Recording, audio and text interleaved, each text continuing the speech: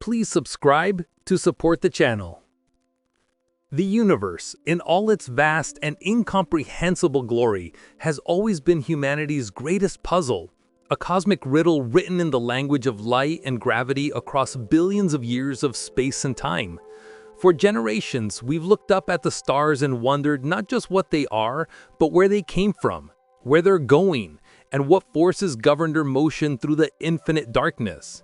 We've built telescopes that can peer back to the dawn of creation itself, developed mathematical frameworks that describe the very fabric of reality, and launched instruments into the void that send back data challenging everything we thought we knew. Yet despite all our technological prowess and theoretical sophistication, the universe continues to confound us in ways that shake the foundations of modern cosmology. At the heart of this confusion lies a problem so fundamental, so deeply troubling to physicists, that it threatens to unravel a century of carefully constructed understanding about how the cosmos works.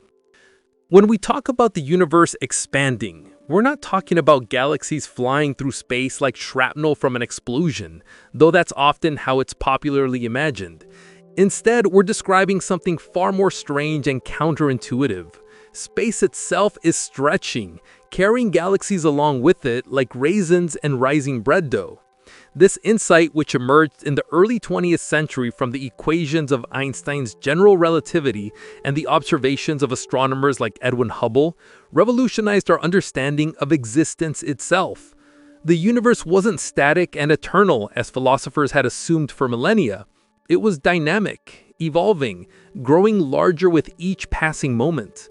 If you could run the cosmic film backward, all of space would contract, galaxies would crowd together, temperatures would rise, and eventually everything would converge to a singularity, an infinitely dense point from which the entire universe emerged in what we've come to call the Big Bang. This expansion rate, the speed at which the universe is growing, is quantified by something called the Hubble constant, named after Edwin Hubble himself. It tells us how fast galaxies are receding from us based on their distance, measured in kilometers per second per megaparsec. A megaparsec is about 3.26 million light years, an almost incomprehensibly vast distance. Yet the universe is so large that cosmologists need such units just to make their calculations manageable. For decades, determining the precise value of the Hubble constant has been one of cosmology's primary goals, because this single number encodes crucial information about the universe's age, its composition, its ultimate fate, and the physics that governs its evolution. Get the Hubble constant right, and you can calculate how old the universe is, how much dark matter and dark energy it contains, and whether it will expand forever or eventually collapse back on itself. But here's where things start to fall apart, where the neat edifice of cosmological theory begins to show cracks that no amount of theoretical patching can seem to fix. When scientists measure the Hubble constant using different methods, they get different answers. Not slightly different answers that could be explained by measurement uncertainty or experimental error, but significantly different values that cannot be reconciled within the margins of error of the measurements themselves. This discrepancy, this fundamental disagreement between different ways of measuring the same cosmic property, is what physicists call the Hubble tension, and it represents one of the most profound crises in modern cosmology. The tension exists between two primary approaches to measuring the expansion rate. The first method looks at the early universe, specifically at the cosmic microwave background radiation, which is the afterglow of the Big Bang itself. This radiation, detected as a faint microwave hiss coming from every direction in space, was emitted about 380,000 years after the Big Bang, when the universe had cooled enough for atoms to form and light could finally travel freely through space. The cosmic microwave background is remarkably uniform, with temperature variations of only about 1 part in 100,000. But those tiny fluctuations contain a wealth of information about the universe's composition and expansion rate at that early time. The European Space Agency's Planck satellite, which observed the cosmic microwave background with unprecedented precision, used these measurements to calculate a Hubble constant of about 67 kilometers per second per megaparsec. The second method takes a completely different approach, building what's called a cosmic distance ladder.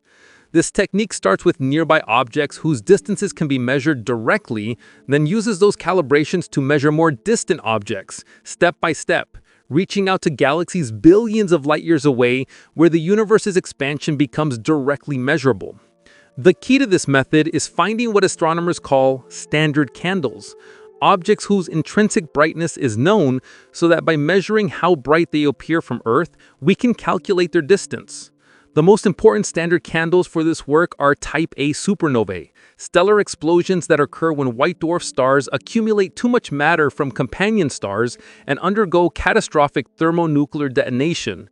These supernovae have remarkably consistent peak brightnesses, making them ideal distance markers. Adam Rees and his team, using observation from the Hubble Space Telescope and other instruments, have refined this distance ladder method to extraordinary precision, and they consistently measure a Hubble constant of about 73 kilometers per second per megaparsec.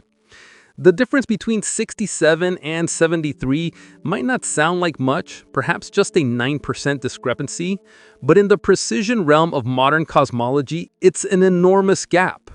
Both measurements have been repeated, refined, and verified multiple times by independent teams using different instruments and techniques. The uncertainties in each measurement are small enough that there's virtually no chance this is just a statistical fluke or measurement error. We're not talking about measurements that overlap within their error bars, requiring only slightly better data to resolve. We're talking about measurements that are separated by multiple sigma, as physicists say, meaning the probability that this difference arose by chance is infinitesimally small. Something is genuinely wrong, either with our measurements, our understanding of the objects we're measuring, or with our fundamental theoretical framework for understanding cosmic expansion. The implications of this tension extend far beyond just getting one number right. The Hubble constant isn't just a measurement. It's a window into the physics of the entire universe. It's intimately connected to our understanding of dark energy, the mysterious force causing the universe's expansion to accelerate. It affects our calculations of how much dark matter exists, that invisible substance that makes up most of the matter in the universe but interacts only through gravity. It determines the universe's age, its geometry, and its ultimate fate. If we can't agree on the expansion rate, then all of these fundamental quantities become uncertain, and the entire cosmological model that has been so successful at explaining observations for the past several decades is thrown into question. Consider what each measurement implies about the universe. If the lower value from the cosmic microwave background is correct, it suggests a universe that's about 14 billion years old, expanding at a rate determined by the amounts of dark matter and dark energy that we think it contains. This fits well with our standard cosmological model, called lambda CDM, where lambda represents dark energy and CDM stands for cold dark matter. Everything holds together consistently in this picture. But if the higher value from the distance ladder is correct, it implies a universe that's younger, expanding faster, and potentially containing different amounts or types of dark energy than we thought. The physics would have to be different somehow, in ways we don't yet understand. What makes this situation particularly frustrating is that both methods seem sound. The cosmic microwave background measurements from Planck are exquisitely precise, with systematic errors carefully controlled and understood. The physics of the early universe that connects those measurements to the expansion rate is built on quantum mechanics and general relativity, theories that have been tested countless times and never found wanting. Meanwhile, the distance ladder method has been refined over decades of painstaking work, with each rung of the ladder calibrated against multiple independent checks. The Type 1a supernovae that serve as the most distant distance markers have been observed in the thousands, their properties studied exhaustively, their use as standard candles validated in numerous ways. Both methods have been scrutinized by skeptical scientists looking for errors, and both have withstood that scrutiny. Some physicists have proposed that the problem might lie in the intervening steps of the distance ladder, particularly in the calibration of Cepheid variable stars, which are pulsating stars used as an intermediate distance marker. These stars vary in brightness with periods that depend on their intrinsic luminosities, a relationship discovered over a century ago by Henrietta Leavitt. By measuring a Cepheid's pulsation period, astronomers can determine its true brightness, and thus its distance. Cepheids can be seen in relatively nearby galaxies, including those that have hosted Type 1a supernovae, making them crucial for connecting local distance measurements to cosmological ones. If something is systematically wrong with how we measure Cepheid distances, perhaps due to dust absorption of light, metallicity effects that change their properties, or crowding effects in observations, then the entire distance ladder could be systematically biased. However, researchers have looked for such effects extensively, using multiple independent techniques, including geometric distance measurements to nearby galaxies. And the 73 kilometers per second per megaparsec value keeps showing up. Others have wondered whether Type 1a supernovae themselves might not be quite as standard as we think. Perhaps they come in subtle varieties that we're not fully accounting for, or perhaps they evolve over cosmic time in ways that affect their brightness. If distant supernovae are systematically different from nearby ones, it could throw off distance measurements and create an apparent tension in the Hubble constant. But again, years of careful study have failed to reveal any such systematic differences significant enough to explain the discrepancy. Supernovae have been observed across a wide range of distances in cosmic times. Their spectra analyzed, their light curves measured, and while there are certainly variations among them, corrections for these variations are well understood and don't resolve the Hubble tension. Then there's the possibility that something is wrong with our interpretation of the cosmic microwave background data. The journey of light from the early universe to our telescopes spans nearly 14 billion years, during which it passes through evolving cosmic structures, gravitational fields, and vast voids in space. Perhaps some subtle effect along this journey modifies the light in ways that bias our inferences about the early universe's expansion rate. Gravitational lensing by intervening matter could potentially distort the cosmic microwave background's temperature patterns. Interactions with hot gas and galaxy clusters might scatter the photons, adding small distortions. The integrated Sachs-Wolf effect, where photons gain or lose energy falling into and climbing out of gravitational potential wells, could contribute unexpected signals.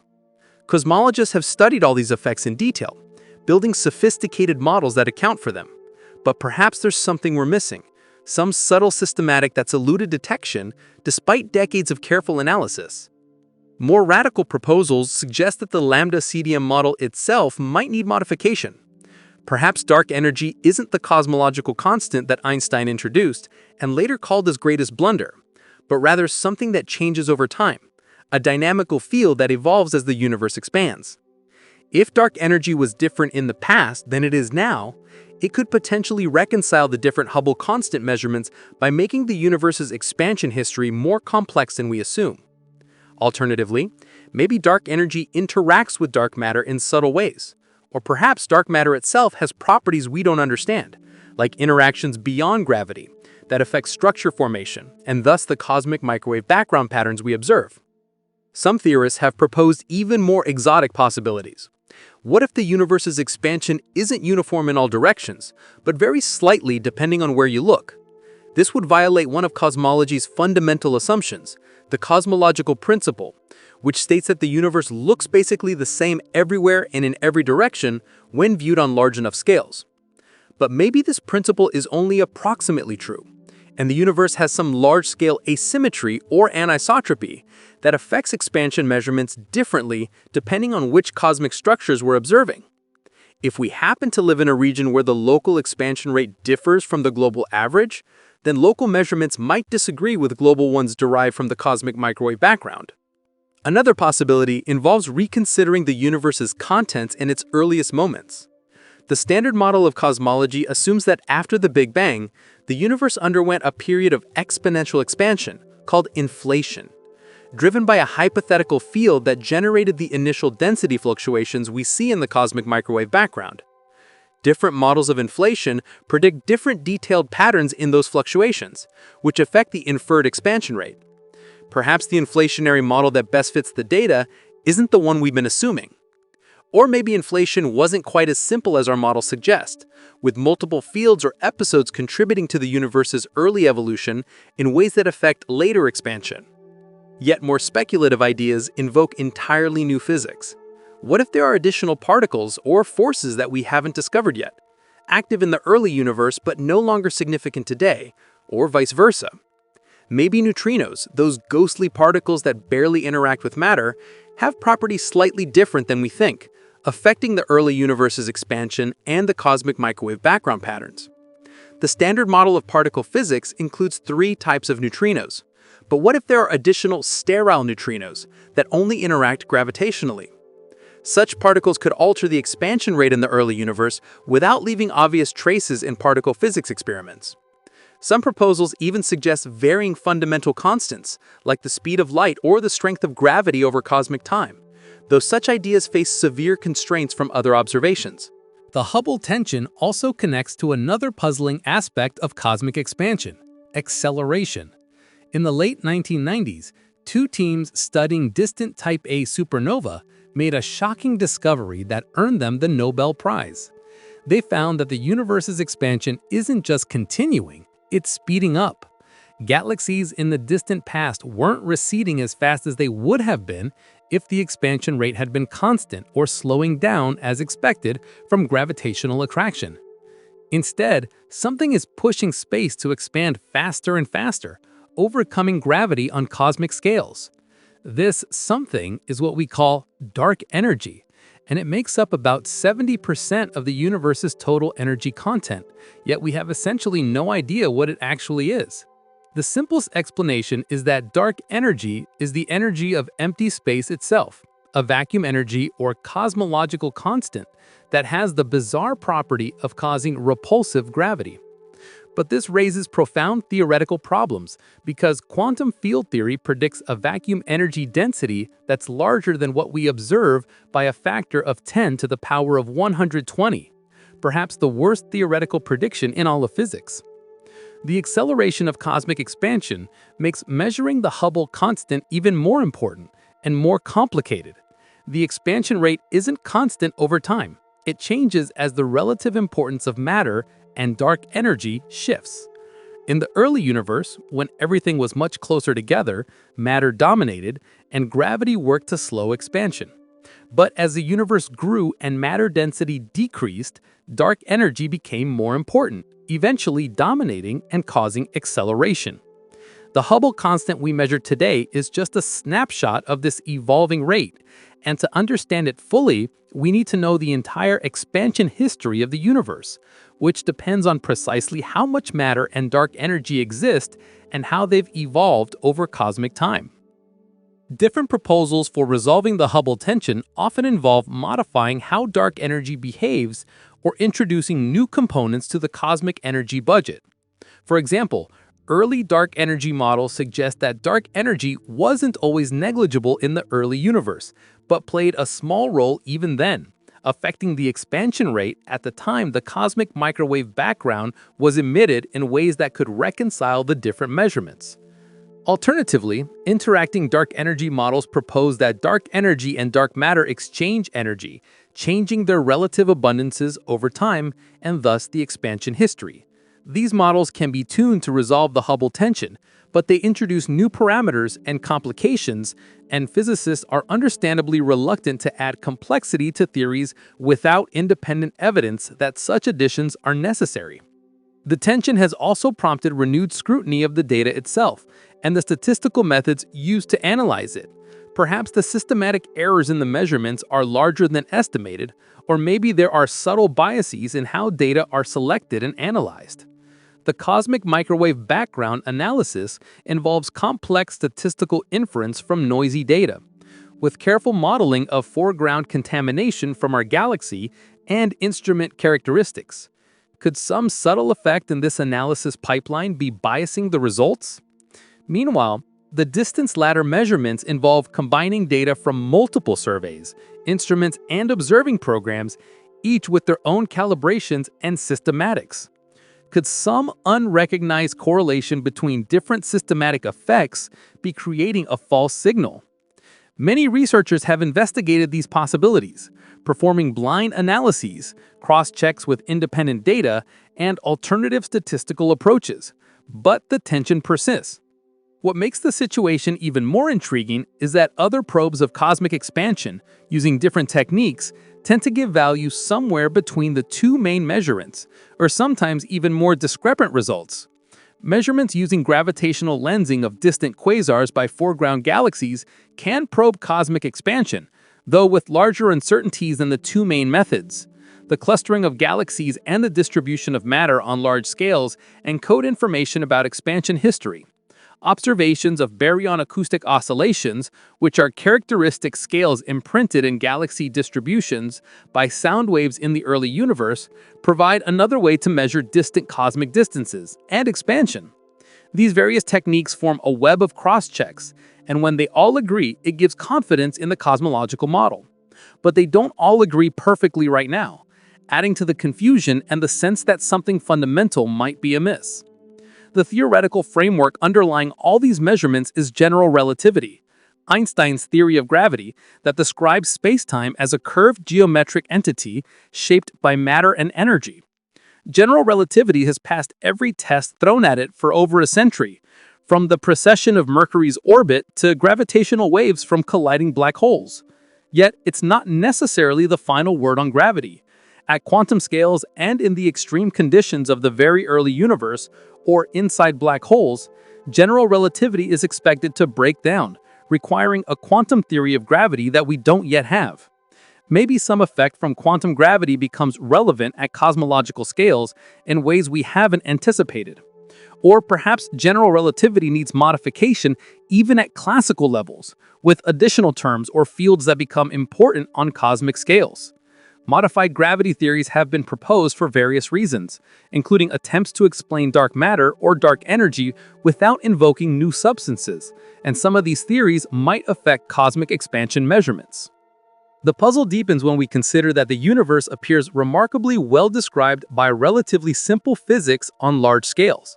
Despite the complexity of galaxies, stars, planets, and the rich tapestry of cosmic structures, the large-scale universe behaves in ways that can be modeled with just a handful of parameters: the expansion rate, the curvature of space, and the densities of ordinary matter, dark energy, and radiation. This simplicity is both reassuring and suspicious. It's reassuring because it means we can make testable predictions and understand cosmic evolution without simulating every star and atom. It's suspicious because the universe doesn't owe us the favor of being simple, and perhaps this apparent simplicity is deceiving us, hiding complications that matter for precision measurements. Consider the lumpy, inhomogeneous nature of the actual universe. While the cosmos is smooth on very large scales, on smaller scales it's wildly uneven, with galaxies clustered into filaments and sheets surrounding vast voids, like a cosmic sponge. Most cosmological calculations assume a perfectly smooth universe and apply small corrections for the lumpiness. But what if this approximation breaks down in subtle ways? The expansion rate might be different locally compared to the average, or light paths through lumpy spacetime might accumulate small deflections that bias distance measurements. Some researchers have proposed that we live in an unusually underdense region, a cosmic void where the local expansion rate differs from the cosmic average, which could explain why local measurements give different results than global ones. However, the size and depth of such a void needed to resolve the Hubble tension would be so extreme that it would conflict with other observations of cosmic structure. The role of gravity itself in cosmic expansion is sometimes misunderstood, even by those familiar with cosmology. Gravity doesn't slow expansion by pulling galaxies back toward each other through space. Rather, gravity affects the rate at which space itself expands, with denser regions expanding more slowly and emptier regions expanding faster. This gravitational effect on expansion depends on the total density of everything in the universe, which is why measuring expansion tells us about cosmic contents. The surprising acceleration of expansion tells us that dark energy's repulsive gravity effect has overcome the attractive gravity of matter. But the transition between deceleration and acceleration happened relatively recently in cosmic history, only about 6 billion years ago. This timing is itself puzzling, because if dark energy is a cosmological constant, there's no reason it should become dominant at this particular epoch rather than much earlier or much later. This coincidence problem is yet another hint that we might not fully understand cosmic expansion. The observational tools available to astronomers have improved dramatically in recent years, which is partly why the Hubble tension has become so stark. New telescopes like the James Webb Space Telescope can observe individual stars in galaxies much farther away than previously possible, allowing more direct calibration of the distance ladder. Gravitational wave detections from merging neutron stars, observed both by LIGO and electromagnetic telescopes, provide completely independent ways to measure cosmic expansion by comparing the distance inferred from gravitational wave amplitude to the distance inferred from the host galaxy's redshift. Multiple new surveys are mapping millions of galaxies to trace cosmic structure and expansion history. Each of these new capabilities was expected to help resolve the Hubble tension by providing better data, but instead they've largely confirmed the existing measurements, making the tension more statistically significant and harder to dismiss. Part of what makes this problem so compelling to physicists is that it represents a genuine mystery where the answer isn't obvious and could go in multiple directions. It's not like there's one clear theoretical mistake that everyone recognizes needs fixing. The standard cosmological model works remarkably well overall, fitting a vast array of observations from the cosmic microwave background to galaxy clustering, to element abundances from Big Bang nucleosynthesis. The Hubble tension is one of the few places where it clearly fails, making it a potential key to new physics. When theories work almost perfectly except for one or two anomalies, those anomalies often point toward crucial insights. The orbit of Mercury didn't quite match Newtonian predictions, and that tiny discrepancy was a clue that led to general relativity. The spectrum of blackbody radiation had a small discrepancy with classical physics at short wavelengths, and resolving it required quantum mechanics. Could the Hubble tension be a similar harbinger of revolutionary new understanding? The human element in this scientific controversy is also worth considering. Different research groups have invested years of their careers in their respective measurements, developing expertise, refining techniques, and building reputations on the reliability of their results. There's natural resistance to the idea that one's measurements might be wrong, and equally natural skepticism about others' contrary results. Yet, the scientific community has largely avoided letting this become personal or acrimonious, instead engaging in constructive criticism and collaborative efforts to understand the discrepancy. Workshops bring together researchers from different measurement approaches to share data, discuss systematics, and search for solutions. This is science functioning as it should, with disagreement driving deeper investigation rather than entrenchment. Another dimension to consider is that our view of cosmic expansion depends critically on understanding light and how it travels through the universe. When we observe distant galaxies, we're seeing ancient light that's been stretched by cosmic expansion, increasing its wavelength and shifting it toward the red end of the spectrum. This cosmological redshift is the primary observable that connects to expansion rate. But interpreting it requires assuming we understand everything that happens to light on its journey. Photons might interact with matter along the way, getting absorbed and re-emitted, scattered by electrons, or gravitationally lensed by intervening masses.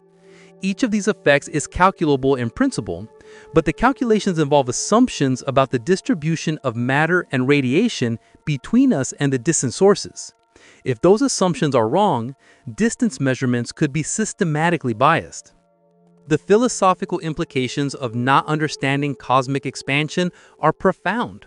The expansion of the universe is one of the most fundamental facts about reality, affecting everything from the age of the cosmos to the ultimate fate of all matter and energy. If we can't even agree on how fast the universe is expanding right now, what does that say about our ability to understand the cosmos at all? Are we like medieval scholars arguing about how many angels can dance on a pin, building elaborate theoretical structures on faulty foundations? Or are we on the verge of a breakthrough, with the Hubble tension serving as a crucial clue that will lead to deeper understanding? History suggests the latter is possible, but it also reminds us that sometimes scientific puzzles resist solution for decades or longer, waiting for the right technological capability or theoretical insight to crack them open. The universe's expansion also raises questions about what it's expanding into, though this question reflects a common misconception. space isn't expanding into anything external to the universe. Rather, the distances between objects that aren't gravitationally bound are increasing because space-time itself is stretching. There's no edge to the universe, no boundary beyond which the expansion is happening. If the universe is infinite in extent, as some observations suggest, then it was always infinite even at the Big Bang. And infinity can expand while remaining infinite. If the universe is finite but unbounded, like the surface of a sphere exists in higher dimensions, then it's also not expanding into anything but rather growing in size within its own geometry. This counterintuitive aspect of cosmic expansion is one reason it's so challenging to think about correctly, and why even experts sometimes have differing intuitions about what the expansion means and how to measure it. Some researchers have suggested that the Hubble tension might not even be a real physical problem, but rather reflects inconsistencies in how different researchers define and measure the Hubble constant in different contexts. In a perfectly homogeneous universe, the Hubble constant would be unambiguous. But in the real, lumpy universe, there might be subtle definitional issues. The Hubble constant derived from early universe physics describes expansion in a highly idealized, smooth universe, while the constant measured from local observations reflects the messier reality of our actual cosmic neighborhood. Reconciling these might require more sophisticated theoretical frameworks that properly account for how local inhomogeneities affect observations. However, most experts find this explanation insufficient to account for the full magnitude of the tension, suggesting that even if definitional issues play a role, there's likely a deeper problem lurking beneath. The role of time in cosmic expansion adds another layer of complexity. When we look at distant objects, we're seeing them as they were in the past, when the light we're now detecting left them. A galaxy a billion light-years away appears to us as it was a billion years ago. The expansion rate we infer from such observations is essentially an average over the light travel time, weighted by when and where the light passed through expanding space. Different measurement techniques probe different epochs and average over different cosmic volumes, which could potentially contribute to discrepancies if the expansion rate has varied in unexpected ways over time or space. Disentangling these effects requires careful modeling of cosmic history and structure, and assumptions in those models could be a source of systematic error. The mathematics of cosmic expansion involves concepts that challenge intuition, like co-moving coordinates that expand with the universe, physical coordinates that represent actual distances, and conformal time that makes certain calculations more tractable. Light travels along null geodesics and curved spacetime, following paths determined by the metric tensor that encodes spacetime geometry. The redshift we observe depends on the integral of the expansion rate over the light travel path, weighted appropriately by the scale factor describing how much the universe has expanded at each point along the path. Small errors in understanding any part of this framework could accumulate into significant biases in inferred expansion rates, especially for measurements that probe different distance ranges or cosmic epochs. Disentangling these effects requires careful modeling of cosmic history and structure, and assumptions in those models could be a source of systematic error. The dark matter's gravitational effects are crucial for cosmic expansion measurements in ways that aren't always obvious. The clustering of dark matter determines where galaxies form and how they move, affecting both the cosmic microwave background patterns and the distribution of galaxies we observe today. If dark matter has properties different than what we assume, like self-interactions or non-zero temperature, it could affect structure formation in ways that bias our expansion rate measurements. The standard assumption is cold dark matter, meaning dark matter particles moved slowly in the early universe, but alternatives like warm dark matter or fuzzy dark matter predict slightly different structure formation histories that could potentially help resolve cosmological tensions. However, these alternatives face constraints from other observations, making them uncomfortable fits at best.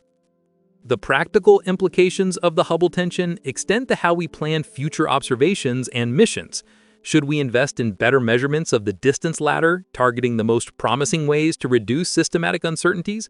Should we build more sensitive instruments to probe the cosmic microwave background, searching for subtle signals that might reveal new physics? Or should we focus on entirely different observational approaches, like gravitational wave astronomy or peculiar velocity measurements of galaxies that provide independent checks? Each path requires significant resources, and the uncertainty about which direction will prove most fruitful makes prioritization challenging.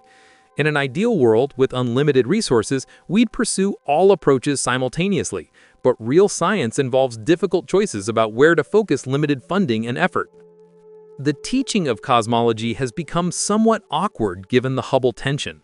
Textbooks and courses typically present the standard cosmological model as if it were completely settled, with the Hubble constant quoted as a known value. But this obscures the genuine uncertainty and debate in the field. Yet introducing these complications to students risks overwhelming them with technical details before they understand the basics. How do we balance teaching established knowledge with acknowledging its limitations? How do we convey that science is an ongoing process of refinement and discovery rather than a fixed body of facts?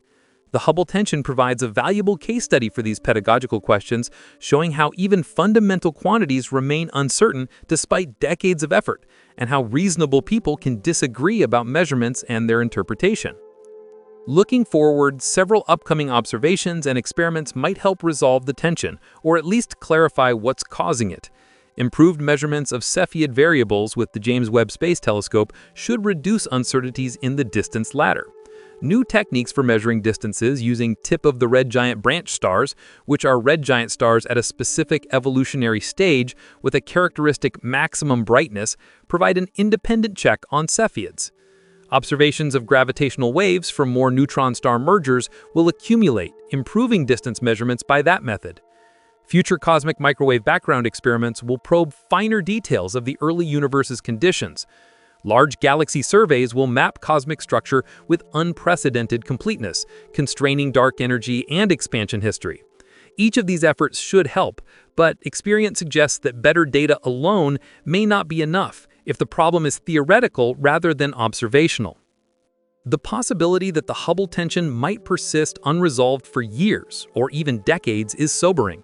Scientific puzzles don't always yield quickly to investigation, and sometimes lack of resolution reflects genuine limitations in our ability to measure or theorize rather than missing some obvious solution.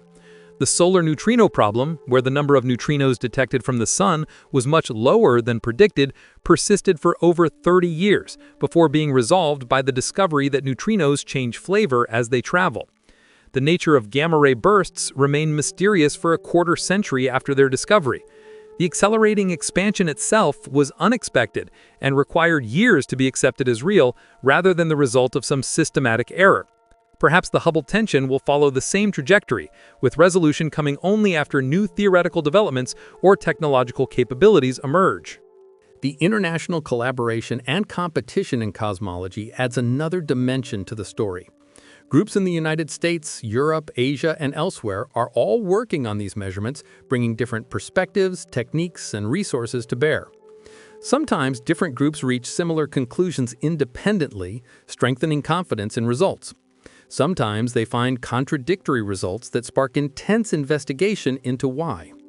The Hubble tension has become a focus of global cosmological research, with workshops, conferences, and collaborative projects bringing together researchers to tackle the problem.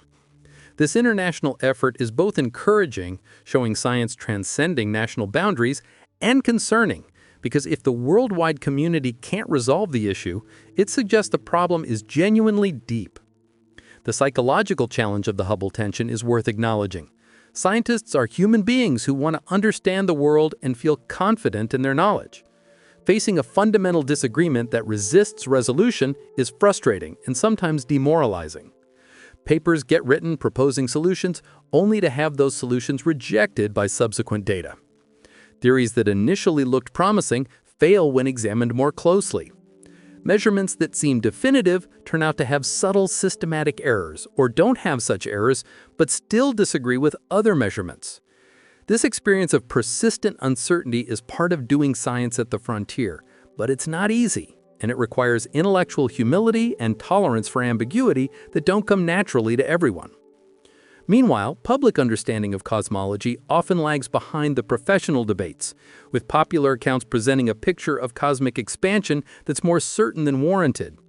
News articles might report the Hubble tension as if it were a minor technical dispute, rather than a fundamental challenge to our understanding. Or they might sensationalize it as if cosmology were in complete crisis, ignoring how much we do understand successfully.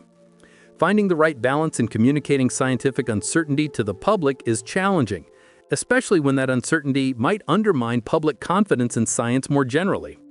Yet being honest about what we don't know is essential to the integrity of the scientific enterprise. And the Hubble tension provides an opportunity to show science as it actually is, full of genuine mysteries that resist easy answers, rather than presenting a false impression of complete and certain knowledge. The universe continues expanding whether we understand the rate correctly or not, indifferent to our confusion and persistent in its cosmic behavior. Galaxies recede into the distance, their light stretching ever redder as space grows between us and them. Billions of years from now, if the acceleration continues, distant galaxies will have receded beyond our cosmic horizon, their light stretched to wavelengths so long that no conceivable detector could capture them. The universe will grow darker and emptier as structures drift apart, with only gravitationally bound systems like our local group of galaxies remaining together while everything else fades away. Or perhaps something will change. Some unexpected evolution in dark energy or revelation about gravity that alters this forecast. We don't know, and the Hubble tension is a reminder of how much we still don't understand about the cosmos that contains us. In the end, the fact that the universe's expansion doesn't make complete sense to us, that our best measurements disagree and our theories show cracks, is perhaps appropriate humility in the face of cosmic vastness and complexity that exceeds human comprehension. We've learned an enormous amount about the universe in the centuries since we discovered it's expanding at all, but that knowledge has also revealed how much more there is to know. The Hubble tension stands as both a challenge and an invitation, a challenge to our current understanding that demands resolution, and an invitation to deeper exploration that might reveal new physics underlying the cosmos itself. Whether that resolution comes from better measurements, new theoretical insights, or observations we haven't even conceived of yet remains to be seen, but the search for understanding continues, driven by the same curiosity that has always compelled humans to look up at the stars and wonder what they're seeing.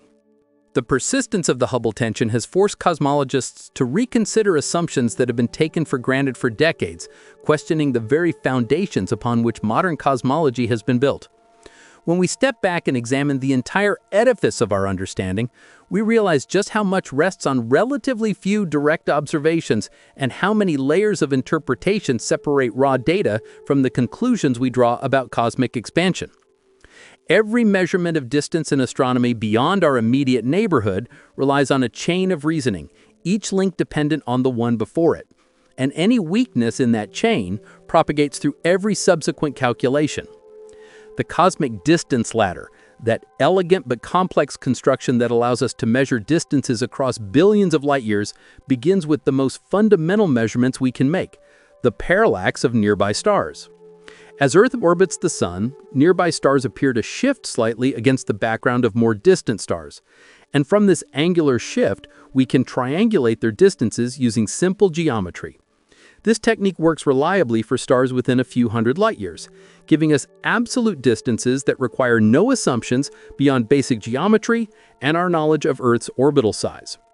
These parallax measurements, now extraordinarily precise thanks to the European Space Agency's Gaia satellite, which has measured positions and parallaxes for over 1 billion stars, form the foundation of everything that comes after. From parallax distances, we calibrate the intrinsic brightnesses of various types of stars, determining how luminous they actually are when we know how far away they sit. Cepheid variables become particularly important at this stage because they're bright enough to be seen in nearby galaxies, yet we can calibrate their period luminosity relationship with Cepheids in our own galaxy whose distances we know from parallax or other geometric methods. The physical mechanism behind Cepheid pulsations is reasonably well understood. These are evolved stars that have expanded to enormous sizes, and their outer layers oscillate in and out as a kind of stellar breathing, with the pulsation period determined by the star's overall size and mass, which in turn correlates tightly with its luminosity. This isn't just an empirical relationship we've observed, it's grounded in stellar physics we can model and test. Yet even Cepheids, reliable as they are, introduced complications and potential sources of error. The exact period luminosity relationship depends on the star's chemical composition, particularly its metallicity, the abundance of elements heavier than hydrogen and helium. Stars with different metallicities have different opacities in their outer layers, affecting how they pulsate and how bright they are. Astronomers correct for this effect, but the corrections rely on models of stellar atmospheres and assumptions about how metallicity varies among different stellar populations. If those models or assumptions are even slightly wrong, the inferred distances to galaxies could be systematically biased. Researchers have tested this extensively, comparing Cepheids in the Milky Way with different metallicities, observing Cepheids in galaxies with varying chemical compositions, and checking whether metallicity corrections work consistently, and generally the results look good, but nagging doubts remain because we can never be entirely certain we've accounted for every subtle effect. Another concern with Cepheids involves crowding and blending of stellar images. When we observe a Cepheid in a distant galaxy, we're looking at a point of light that might not be a single star, but could include light from other nearby stars that our telescope can't resolve separately. This is especially problematic in the dense star fields near galaxy centers, where multiple stars can blend together in a single pixel of a telescope image. If we unknowingly measure the combined light of a Cepheid and several neighboring stars, we overestimate the Cepheid's brightness, underestimate its distance, and systematically bias the entire distance ladder. Hubble Space Telescope observations help with this because Hubble's sharp vision can resolve individual stars more clearly than ground-based telescopes. But even Hubble has limits, and for the most distant Cepheids used in distance ladder measurements, crowding remains a potential concern. The James Webb Space Telescope, with its infrared vision and sharp angular resolution, is now being used to re-observe these crucial Cepheids, checking whether crowding has been affecting the measurements. And early results suggest that crowding is not a major problem, which is simultaneously reassuring and frustrating because it means one potential explanation for the Hubble tension doesn't seem to pan out. Extinction by dust presents another systematic challenge. Interstellar dust absorbs and scatters light, making objects appear dimmer and thus seemingly more distant than they actually are. The amount of extinction depends on how much dust lies along the line of sight and on the wavelength of light we're observing, with bluer light absorbed more strongly than redder light. Astronomers correct for extinction by observing stars in multiple wavelength bands and using the color differences to estimate how much dust is present, then applying corrections to the measured brightnesses. But dust extinction isn't perfectly uniform or predictable, and the properties of dust grains can vary between different environments, potentially making extinction corrections uncertain. Observations in the infrared, where dust extinction is much weaker, help check these corrections, and again the measurements seem robust, but we can never eliminate all uncertainty. Once Cepheids have been used to calibrate distances to galaxies within about 30 or 40 megaparsecs, we need another step in the ladder to reach the truly cosmological distances where the universe's expansion becomes the dominant effect on galaxy motions. This is where Type 1a supernovae become crucial. These stellar explosions are bright enough to be seen halfway across the observable universe, making them ideal beacons for measuring cosmic distances. The standard model of Type 1a supernovae involves a white dwarf star, the collapsed remnant of a sun-like star, that's part of a binary system with a companion star. The white dwarf accretes matter from its companion, growing more massive over time until it approaches the Chandrasekhar limit, about 1.4 times the sun's mass, at which point the pressure in its core becomes sufficient to ignite runaway carbon fusion. The entire star undergoes thermonuclear detonation in a matter of seconds, releasing about 10 to the power of 51 ergs of energy, as much as a typical star emits in its entire lifetime, and blowing itself completely apart. No remnant is left behind, just an expanding cloud of newly synthesized elements enriching the interstellar medium. The crucial feature of Type 1a supernovae for cosmology is that they seem to explode with fairly consistent peak brightnesses, making them standard candles. This consistency arises because they all involve white dwarfs of similar mass, exploding through similar physics, but the word similar is doing a lot of work in that sense. Not all Type 1a supernovae are identical. They show a range of peak brightnesses spanning a factor of several, and their light curves, the way their brightness changes over time after explosion, vary noticeably. However, astronomers have discovered that these variations correlate with observable properties, particularly the rate at which the supernova brightens and then fades. Supernovae that rise and fall more slowly tend to be intrinsically brighter than those that evolve more quickly. And this relationship can be used to standardize the candles, correcting each supernova's observed brightness to what it would have been if it had been a perfectly standard explosion. After applying these corrections, Type 1a supernovae become remarkably uniform in their peak brightnesses, with scatter of only about 15% or so, which might not sound impressive but is actually quite good for astronomy, where factors of 2 or more are common uncertainties in many measurements.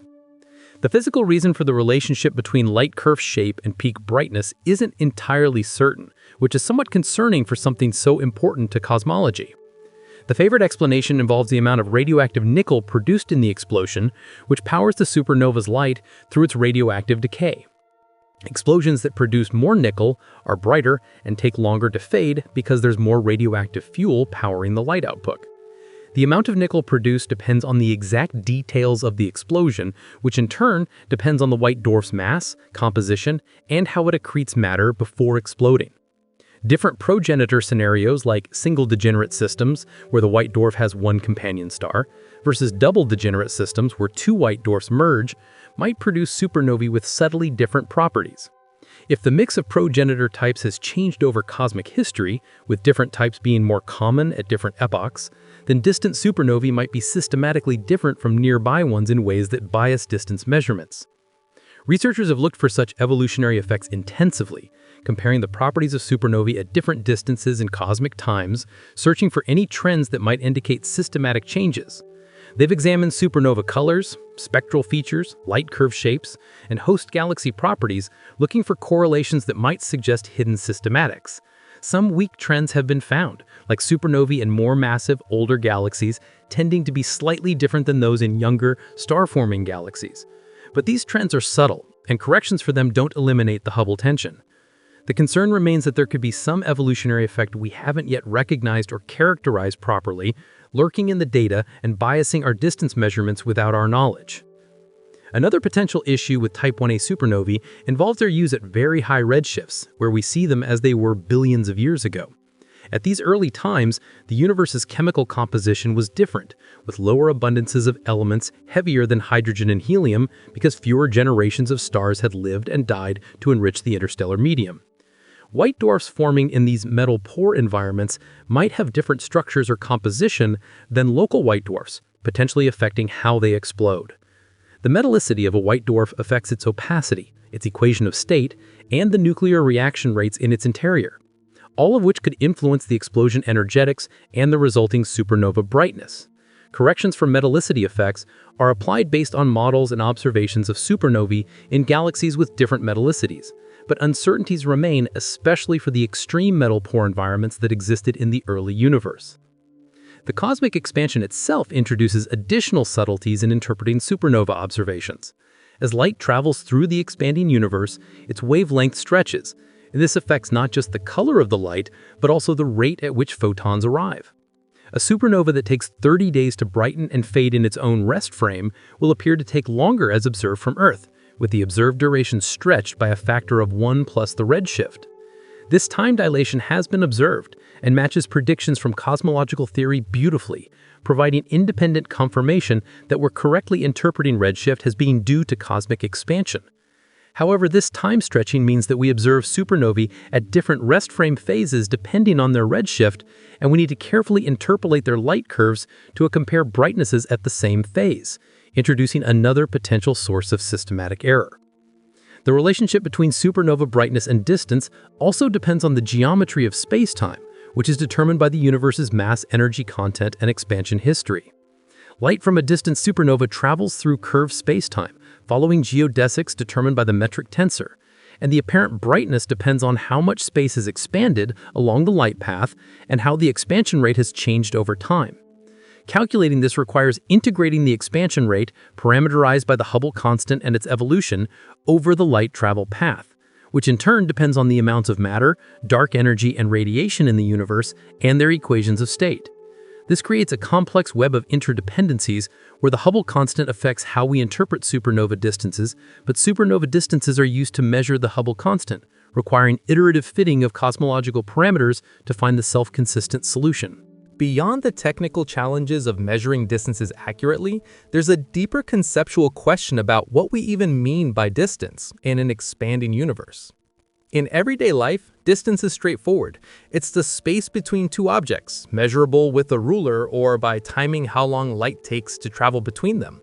In cosmology, things are far more subtle. We can define luminosity distance, the distance inferred from an object's apparent brightness compared to its intrinsic brightness, which is what supernova measurements give us. We can define angular diameter distance, the distance inferred from an object's angular size compared to its physical size, which is relevant for observations of galaxy sizes and the cosmic microwave background. We can define co-moving distance, which factors out the expansion of space and represents the distance measured in coordinates that expand with the universe. These different distance definitions don't agree with each other in an expanding universe, being related by factors involving redshift and scale factor, and we need to be careful about which definition we're using and whether we're comparing like with like when discussing measurements. The cosmic microwave background measurements that give the lower Hubble constant value involve very different physics and systematics than the distance ladder measurements. The cosmic microwave background is a snapshot of the universe at a single moment in cosmic history, about 380,000 years after the Big Bang, when the universe had cooled enough for neutral atoms to form. Before this recombination epoch, the universe was a hot plasma of electrons, protons, and photons, all in thermal equilibrium. Photons couldn't travel freely because they constantly scattered off the free electrons like light trying to penetrate a thick fog. As the universe expanded and cooled, protons and electrons combined to form neutral hydrogen atoms. And suddenly, photons could stream freely through space, decoupling from matter and traveling unimpeded across the universe. These primordial photons, stretched to microwave wavelengths by cosmic expansion, are what we detect as the cosmic microwave background. The temperature fluctuations in the cosmic microwave background, those 1 part in 100,000 variations across the sky, encode an enormous amount of information about the early universe. They arose from quantum fluctuations in the inflationary epoch, stretched to cosmic scales by exponential expansion, then evolved through the subsequent radiation and matter-dominated eras, as gravity amplified over dense regions and rarefied under dense ones. By the time of recombination, these fluctuations had developed into a pattern of compressions and rarefactions in the primordial plasma, oscillating like sound waves with specific characteristic scales determined by the physics of the early universe. This sound horizon scale, the distance sound waves could propagate in the early universe, depends on several factors, including the expansion rate at early times, the density of ordinary matter and radiation, and the speed of sound in the primordial plasma. It can be calculated precisely from physics we understand well, involving thermodynamics, nuclear physics, and general relativity. The Planck satellite measured the angular size of this scale on the sky with exquisite precision, finding it to be about 1 degree. And from this measurement, we can infer the distance to the surface of last scattering, the spherical shell around us from which the cosmic microwave background photons originated.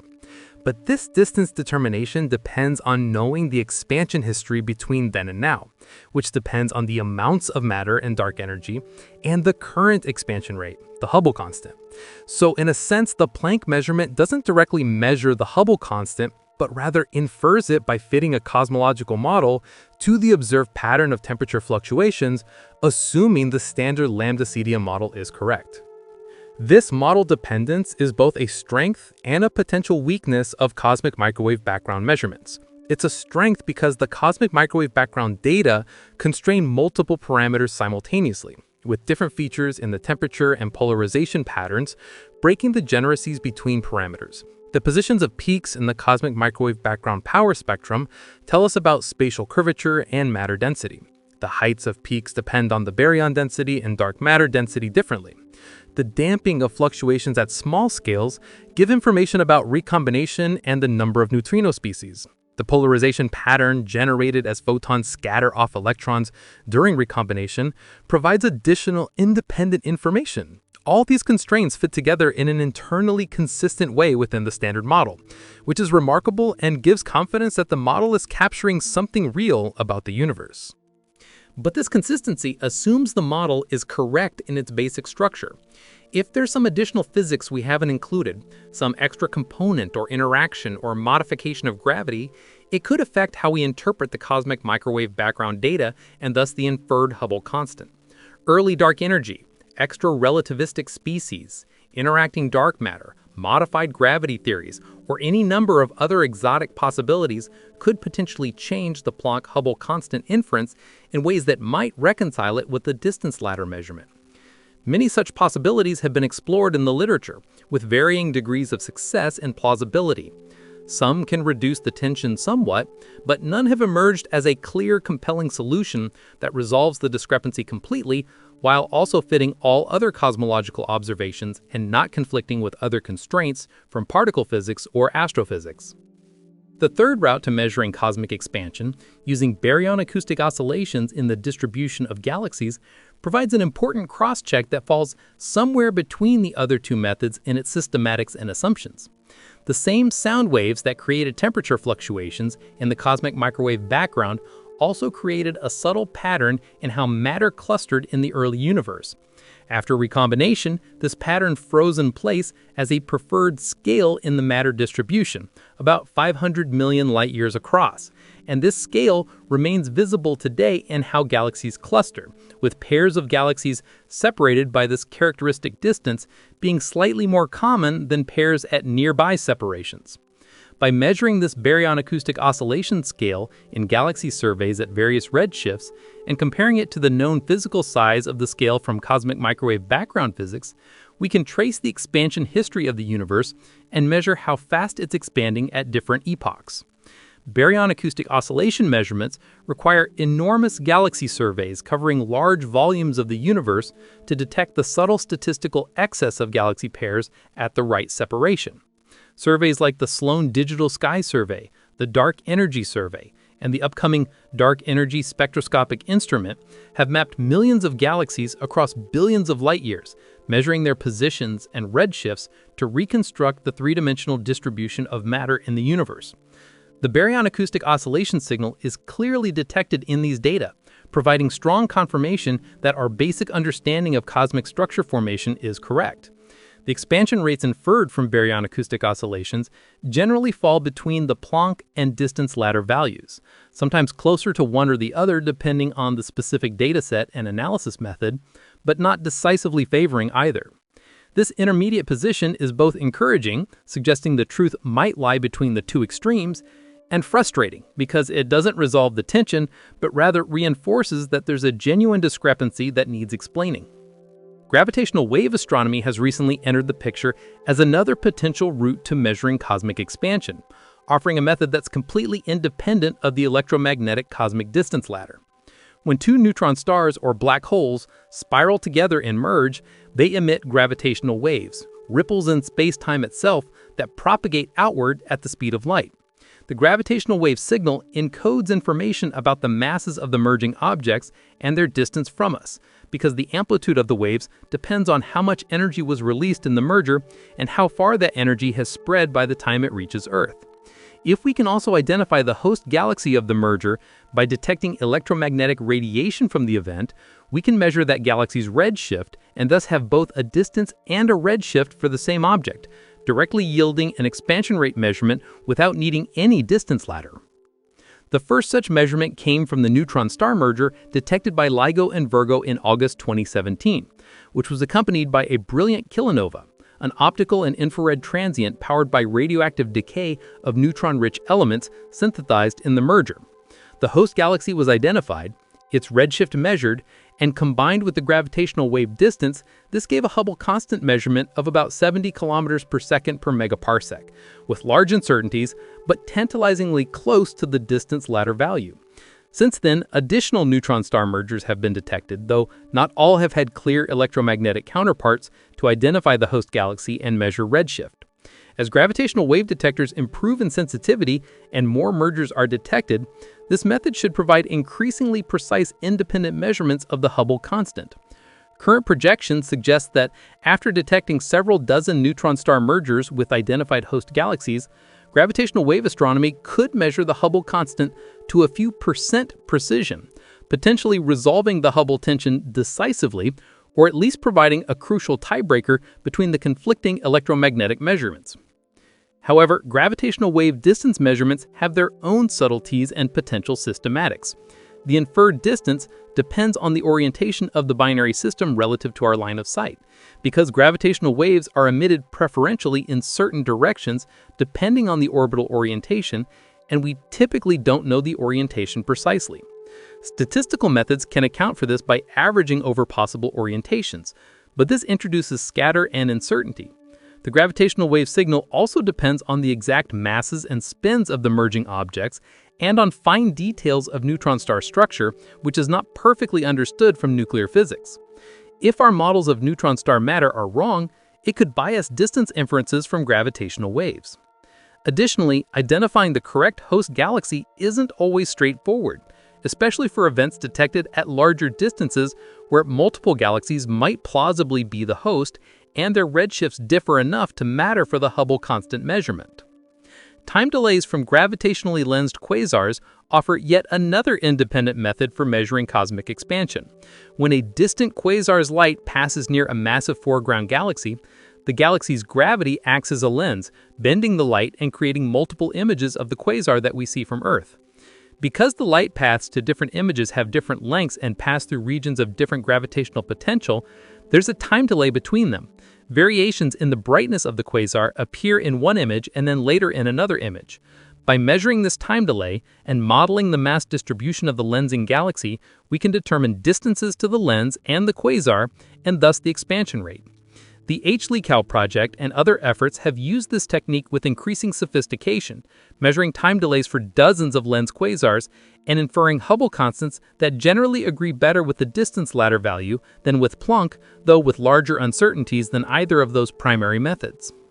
Strong gravitational lensing measurements depend critically on understanding the mass distribution of the lensing galaxies, which is complicated by the presence of dark matter and by the fact that galaxies aren't simple smooth masses, but have complex structures with stars, gas, dust, and dark matter halos distributed in intricate ways. Different assumptions about the mass profile, or the amount of structure along the line of sight, can change the inferred distances and Hubble constants significantly.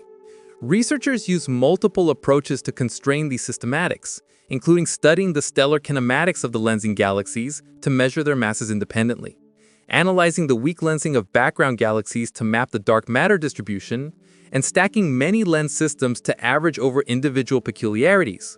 But uncertainties remain, and the possibility that some unrecognized systematic is biasing these measurements can't be excluded.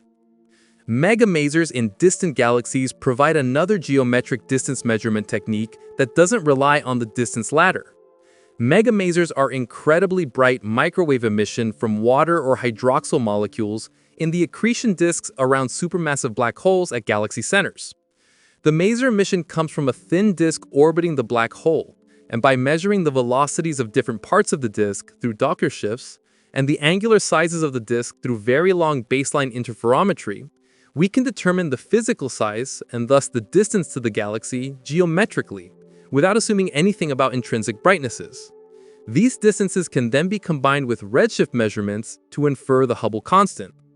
The Megamaser Cosmology project has measured distances to about a dozen galaxies this way, finding a Hubble constant around 73 kilometers per second per megaparsec, in excellent agreement with the distance ladder, but disagreeing with Planck.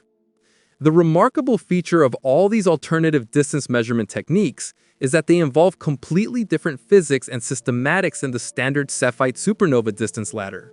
Yet most of them tend to give Hubble constant values closer to the distance ladder result than to the Planck result. This pattern suggests that the tension isn't simply due to some error specific to Cepheids or Type 1a supernovae, but rather reflects something more fundamental. Either all the local distance measurement techniques share some common systematic bias we haven't identified, which seems unlikely given how different their physics is, or the early universe measurement from Planck is missing something in its theoretical interpretation, or there's genuine new physics affecting how we understand cosmic expansion. The theoretical possibilities for resolving the Hubble tension have exploded in the literature over the past few years, with hundreds of papers proposing different modifications to the standard cosmological model. Early dark energy models add a component of dark energy that was significant in the early universe, around recombination, but quickly became negligible afterward. This would increase the expansion rate at early times, changing how we interpret the cosmic microwave background, and raising the inferred Hubble constant from Planck measurements toward the distance ladder value. The challenge is constructing a dark energy model that has this specific behavior, being important at recombination, but unimportant both earlier and later without introducing a huge amount of fine-tuning or running into conflicts with other observations. Some scalar field models can produce this behavior, but they require carefully chosen potentials and initial conditions, which feels somewhat contrived. Interacting dark energy models propose that dark energy and dark matter exchange energy through some unknown interaction, changing their relative abundances over cosmic history in ways that could affect the expansion rate and the cosmic microwave background. Such interactions aren't prohibited by any fundamental principle, and in fact, if dark energy is a dynamical field rather than a cosmological constant, it might naturally couple to other fields, including whatever particle makes up dark matter. The coupling could be gravitational, or it could involve some new force that only dark sector particles experience. Different interaction models predict different effects on cosmic evolution and on observations, and some can reduce the Hubble tension, but again, they introduce new parameters and require specific choices to work, and there's no independent evidence that such interactions exist. Modified gravity theories change the laws of gravity on cosmological scales, altering how the universe expands and how structures form. Most such modifications are severely constrained by other observations, particularly by the fact that gravitational wave propagation speeds match electromagnetic wave speeds to extraordinary precision, as demonstrated by the neutron star merger event in 2017, where gravitational waves and gamma rays arrived within 2 seconds of each other after traveling for 100 million years. This essentially rules out most scalar tensor theories, where gravity propagates at a different speed than light. Still, more subtle modifications might be possible, perhaps involving extra dimensions that affect gravity on very large scales, or changes to general relativity that only become apparent in strong field regimes or in the cosmological context. Extra-relativistic species, sometimes called dark radiation, would affect the early universe's expansion rate without changing local distance measurements, potentially reconciling the Hubble tension. The standard model of particle physics includes 3 species of neutrinos, and their contribution to the universe's energy density in the radiation-dominated era affects how fast the universe expanded then, and thus the sound horizon scale and the cosmic microwave background. If there were additional relativistic particles, perhaps sterile neutrinos or other light particles that don't interact via known forces, they would increase the radiation density and expansion rate in the early universe, affecting the Planck-Hubble constant inference. Cosmic microwave background data constrain the effective number of neutrino species quite tightly, finding a value consistent with 3 within uncertainties. But there's room for perhaps a fraction of an extra species, which might help with the Hubble tension, though probably not enough to fully resolve it. Primordial magnetic fields, generated by unknown processes in the very early universe, could affect the physics of recombination and the cosmic microwave background in subtle ways that might change the inferred cosmological parameters, including the Hubble constant. Magnetic fields in the early universe could alter the ionization fraction at recombination, change the damping of acoustic oscillations, or affect photon diffusion, all of which would shift the pattern of cosmic microwave background fluctuations. However, constraints on primordial magnetic fields from multiple observations suggest they can't be strong enough to significantly affect the Hubble tension without conflicting with other data. Varying fundamental constants, particularly the fine structure constant or the electron mass, during cosmic history would change the physics of atoms and thus affect recombination and the cosmic microwave background. If constants were slightly different at recombination than they are today, it would change how we interpret the cosmic microwave background data and could potentially shift the inferred Hubble constant. Laboratory experiments and astronomical observations constrain how much fundamental constants could have changed over cosmic history, generally finding them to be constant within measurement uncertainties, though there's some controversial evidence from quasar absorption line spectra that the fine structure constant might vary slightly across the sky or over time. Most physicists are skeptical that varying constants can resolve the Hubble tension without conflicting with many other constraints. Late-time modifications to cosmic expansion, happening in the relatively recent past rather than in the early universe, could potentially affect local measurements without changing the cosmic microwave background. If dark energy's equation of state, or density, changed in the last few billion years, it would alter the recent expansion history and thus the distances to supernovae and the inferred Hubble constant, without affecting the early universe physics that Planck observes. Some dynamical dark energy models predict such evolution, though the changes needed to resolve the Hubble tension are fairly substantial and might conflict with other observations of cosmic expansion history at intermediate redshifts, from baryon acoustic oscillations or supernovae data at various distances. Inhomogeneities in the universe's matter distribution, if sufficiently large and if we happen to live in a special location, could create a mismatch between local and global expansion rates. The Copernican principle, the idea that we don't occupy any special position in the universe, has been a foundation of cosmology since its inception, but it's a philosophical assumption rather than an observational fact. If we lived in the center of a large underdense region, a cosmic void, the local expansion rate could differ from the global average because the density difference affects gravity and thus expansion. However, the size and depth of void needed to explain the Hubble tension would be enormous, about 1 billion light-years across and significantly underdense compared to the average universe, and such a structure would produce observable effects in galaxy distributions, the cosmic microwave background, and other observations that aren't seen. Careful analyses suggest we can't be in a large enough void to explain the Hubble tension without violating other constraints, though subtle effects from smaller-scale inhomogeneities might contribute at some level. The possibility that both measurements are correct but are measuring genuinely different things has been raised by some researchers, suggesting that perhaps the expansion rate isn't a single well-defined number, but varies depending on position, direction, or scale in ways not captured by standard cosmological models. This would be a radical departure from the homogeneous isotropic universe assumed in standard cosmology, requiring large-scale violations of the cosmological principle. Observations of the cosmic microwave background and galaxy distributions constrain such violations fairly tightly, showing the universe is remarkably homogeneous on large scales. But perhaps there are subtle effects that have been missed. Alternatively, maybe the measurements are probing expansion on different scales, with local measurements seeing the expansion of our cosmic neighborhood, while Planck sees the global expansion and some new physics causes these to differ. Such ideas are speculative and face significant challenges from both theory and observation, but they can't be completely ruled out yet. Systematic errors in the measurements themselves remain a possibility that researchers continue to investigate intensively. Perhaps there's some subtle effect in the Planck data analysis that biases the inferred Hubble constant. Or maybe the distance ladder has an unrecognized systematic error that affects all the local measurements. The Planck team has scrutinized their data and analysis pipeline exhaustively, checking for instrumental effects, foreground contamination, cosmic ray hits, systematic errors in calibration, and a host of other potential problems, and the measurements have been confirmed by other cosmic microwave background experiments, including ACT and SPT, which use different instruments and analysis methods.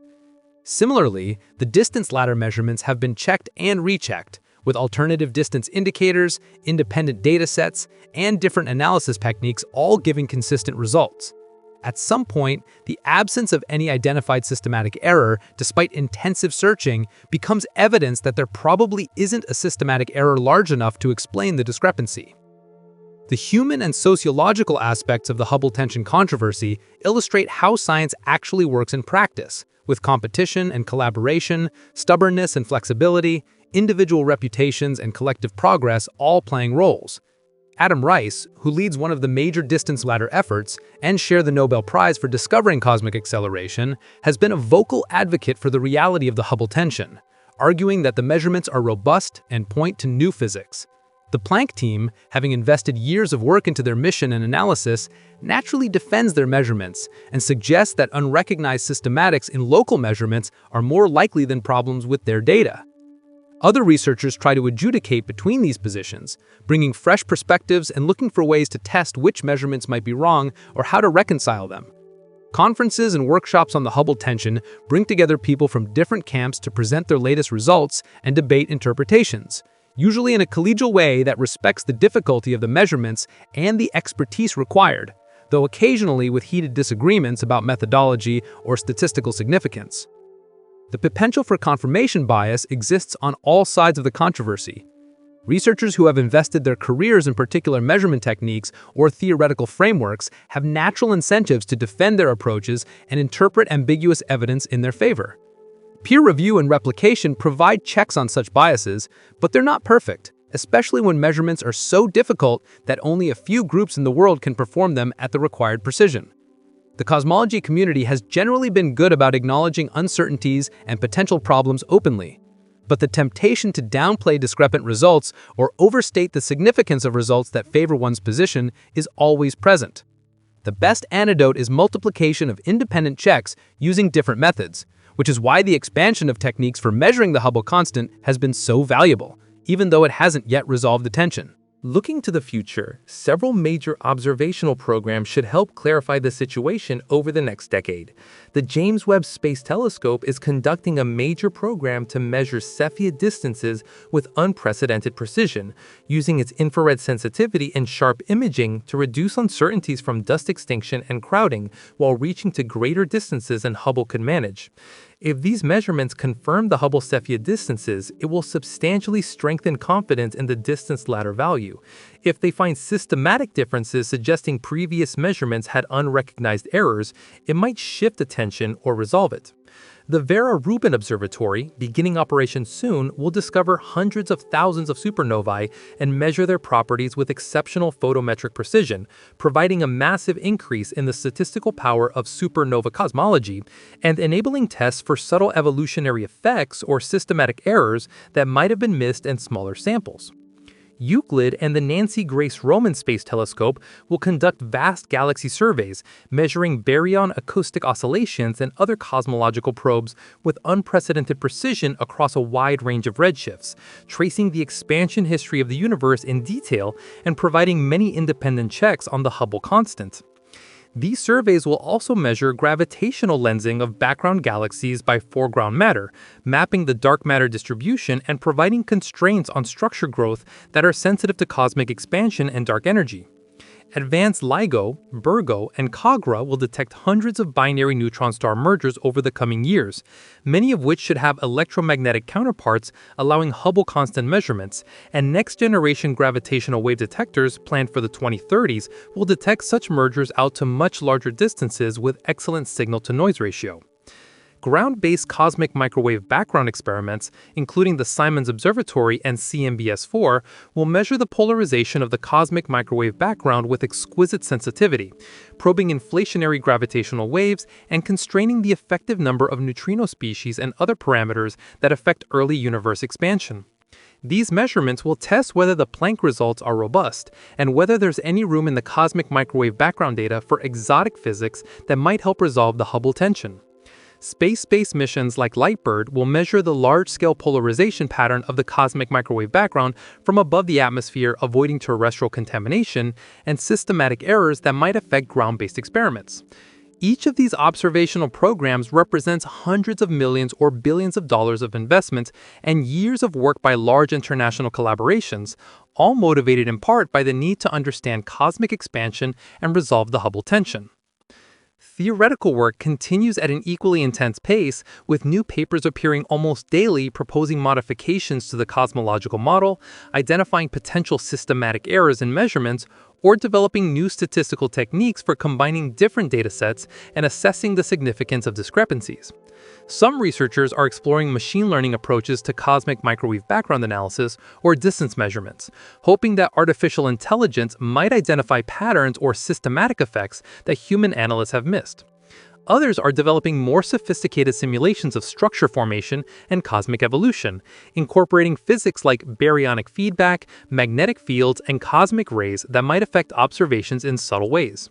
The interplay between theory and observation drives progress, with observations constraining theories and ruling out many proposed solutions, while theory suggests new observations that might break degeneracies or test specific hypotheses. The philosophical implications of the Hubble tension extend beyond cosmology to questions about the nature of scientific knowledge and how we establish truth about the physical world. We can never observe the universe's expansion directly in the way we can observe a ball rolling down a ramp in a laboratory. Everything we know about cosmic expansion comes from interpreting observations through theoretical frameworks, assuming certain physical laws hold across cosmic distances and times, relying on statistical inference to draw conclusions from noisy data, and building models that connect measurables to underlying physical quantities. Every step in this process involves assumptions that could in principle be wrong, and the fact that different approaches give different answers raises troubling questions about whether we can really know the expansion rate at all, or whether cosmology is somehow fundamentally underdetermined by available observations. Yet despite these concerns, the success of cosmology over the past century has been remarkable. We've gone from barely understanding that galaxies are external to our Milky Way to having a detailed quantitative model of the universe's evolution from the first fraction of a second after the Big Bang to the present, making predictions that have been confirmed to impressive precision across multiple independent observables. The cosmic microwave background was predicted decades before it was discovered, and its properties match theoretical expectations with extraordinary fidelity. The abundances of light elements produced in Big Bang nucleosynthesis match predictions based on independent measurements of the baryon density from the cosmic microwave background. The distribution of galaxies and clusters matches predictions from simulations of structure formation seeded by quantum fluctuations during inflation. The discovery that the universe's expansion is accelerating, while surprising and not predicted, has been confirmed by multiple independent observations and fits into the theoretical framework of general relativity with the addition of dark energy. This web of mutually consistent observations and predictions gives confidence that the basic cosmological framework is correct, even if details like the precise value of the Hubble constant remain uncertain. The Hubble tension could turn out to be a historical footnote, resolved by identifying some subtle systematic error in one of the measurements, or by a small modification to the standard model that doesn't fundamentally change our understanding. Perhaps improved measurements will converge on a common value, or theoretical work will identify a straightforward solution that removes the discrepancy without requiring exotic new physics. Many scientific controversies that seemed profound at the time were resolved in fairly mundane ways, with improved data or better understanding of systematics showing that the apparent disagreement was illusory or overstated. The history of the Hubble constant itself includes several such episodes, with early measurements spanning a huge range from 50 to 500 kilometers per second per megaparsec. Disagreements that were eventually resolved as techniques improved and systematic errors were identified and corrected. Alternatively, the Hubble tension might be the first clear signal of physics beyond the standard models of particle physics and cosmology, a crack in the edifice that will eventually lead to a revolution in our understanding comparable to the revolutions of relativity and quantum mechanics a century ago. The fact that the tension persists despite years of intensive scrutiny and improved measurements, and that it appears across multiple independent measurement techniques, suggests it might not be easily dismissed. If new physics is required to explain it, the implications could be profound, potentially revealing the nature of dark energy, the properties of dark matter, the validity of general relativity on cosmic scales, or entirely unanticipated features of the universe's evolution. Such a discovery would reshape cosmology and potentially open new directions for particle physics and fundamental theory. The timeline for resolution remains uncertain.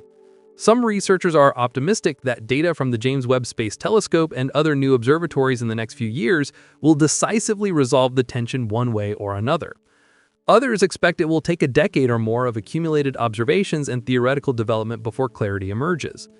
Still others worry that the tension might prove resistant to resolution even with improved data, if it reflects some fundamental limitation in our ability to measure or model cosmic expansion rather than a simple error or missing piece of physics. The possibility of a problem that resists solution despite intensive effort is unsettling, but not unprecedented in science, and we must remain open to all possibilities, including that our current approaches are inadequate for resolving the question. The educational and communication challenges posed by the Hubble tension highlight tensions within science between presenting established knowledge and acknowledging uncertainty. Popular accounts of cosmology often present the Big Bang model and cosmic expansion as settled facts, which is appropriate given the overwhelming evidence supporting the basic picture, But this can create the impression that everything is known and understood, leaving the public unprepared for news about fundamental disagreements like the Hubble tension. On the other hand, emphasizing the uncertainties and controversies too strongly might undermine public confidence in science and feed into anti-scientific narratives that exploit any disagreement among scientists as evidence that science doesn't really know anything. Finding the right balance requires careful communication that distinguishes between the well-established foundations. Alternatively, the Hubble tension might be the first clear signal of physics beyond the standard models of particle physics and cosmology, a crack in the edifice that will eventually lead to a revolution in our understanding, comparable to the revolutions of relativity and quantum mechanics a century ago. The fact that the tension persists, despite years of intensive scrutiny and improved measurements, and that it appears across multiple independent measurement techniques, suggests it might not be easily dismissed. If new physics is required to explain it, the implications could be profound, potentially revealing the nature of dark energy, the properties of dark matter, the validity of general relativity on cosmic scales, or entirely unanticipated features of the universe's evolution. Such a discovery would reshape cosmology and potentially open new directions for particle physics and fundamental theory. The timeline for resolution remains uncertain. Some researchers are optimistic that data from the James Webb Space Telescope and other new observatories in the next few years will decisively resolve the tension one way or another. Others expect it will take a decade or more of accumulated observations and theoretical development before clarity emerges. Still, others worry that the tension might prove resistant to resolution even with improved data if it reflects some fundamental limitation in our ability to measure or model cosmic expansion rather than a simple error or missing piece of physics. The possibility of a problem that resists solution despite intensive effort is unsettling, but not unprecedented in science, and we must remain open to all possibilities, including that our current approaches are inadequate for resolving the question. The educational and communication challenges posed by the Hubble tension highlight tensions within science between presenting established knowledge and acknowledging uncertainty. Popular accounts of cosmology often present the Big Bang model and cosmic expansion as settled facts, which is appropriate given the overwhelming evidence supporting the basic picture. But this can create the impression that everything is known and understood, leaving the public unprepared for news about fundamental disagreements like the Hubble tension. On the other hand, emphasizing the uncertainties and controversies too strongly might undermine public confidence in science and feed into anti-scientific narratives that exploit any disagreement among scientists as evidence that science doesn't really know anything. Finding the right balance requires careful communication that distinguishes between the well-established foundations of knowledge and the active frontier where understanding is incomplete and disagreement exists. For cosmology graduate students and early career researchers, the Hubble tension presents both opportunities and challenges. It's an active area where important contributions are possible, where clever ideas or careful measurements could make a real difference and lead to significant publications and career advancement. But it's also a crowded field, with established senior researchers defending their measurements and interpretations, making it difficult for newcomers to find novel angles of attack or get credit for contributions. The uncertainty about resolution also creates risk, as spending years working on potential solutions that ultimately prove wrong or uninteresting is a real possibility. Students must balance pursuing exciting frontiers with ensuring they develop the skills and produce the work needed to advance their careers, a calculation that weighs differently for different individuals depending on their circumstances and risk tolerance. The instrumental and technological development motivated by cosmological questions has produced substantial benefits beyond pure science. The detectors developed for cosmic microwave background experiments have applications in other areas of astronomy and in medical imaging. Techniques for analyzing large astronomical datasets have influenced how big data is handled in other domains. The software for cosmological simulations has been adapted for other computational physics problems. The statistical methods developed for extracting weak signals from noisy data have applications across science. Even if the Hubble tension itself were somehow an artifact or mistake, the effort to understand it has advanced methodology and technology in ways that create lasting value. This is typical of how science works, with investments in fundamental questions paying dividends not just in answering those questions, but in developing capabilities useful for many other purposes. The purely theoretical work on the Hubble tension explores some of the most profound questions in physics, even when specific proposed solutions don't pan out. Efforts to understand dark energy have led to deeper investigation of quantum field theory in curved spacetime, the cosmological constant problem, and the possible landscape of string theory vacua. Work on modified gravity has clarified which aspects of general relativity are truly essential and which might be modifiable, advancing our understanding of gravity as a fundamental force. Investigations of dark matter interactions have expanded thinking about possible particle physics beyond the standard model. Even proposals that ultimately fail to resolve the tension often succeed in ruling out certain possibilities or revealing why particular ideas don't work, which is itself a form of progress in understanding the structure of physical law. The connection between the Hubble tension and the nature of time itself is subtle, but worth considering. Cosmic expansion represents the evolution of the universe through time, and measuring the expansion rate is fundamentally about understanding how the universe changes temporally. But what even is time in this context? In general relativity, time is part of spacetime, a dimension geometrically similar to space dimensions but with opposite metric signature. The flow of time we experience is connected to increasing entropy and the arrow of time pointing from past to future, which, on cosmic scales, corresponds to the expansion of the universe from a hot, dense state toward a cold, diffuse one. The fact that we can measure cosmic expansion at all relies on the existence of long-lived structures like stars and galaxies that persist long enough to serve as tracers, which in turn depends on the specific physics of structure formation in our universe.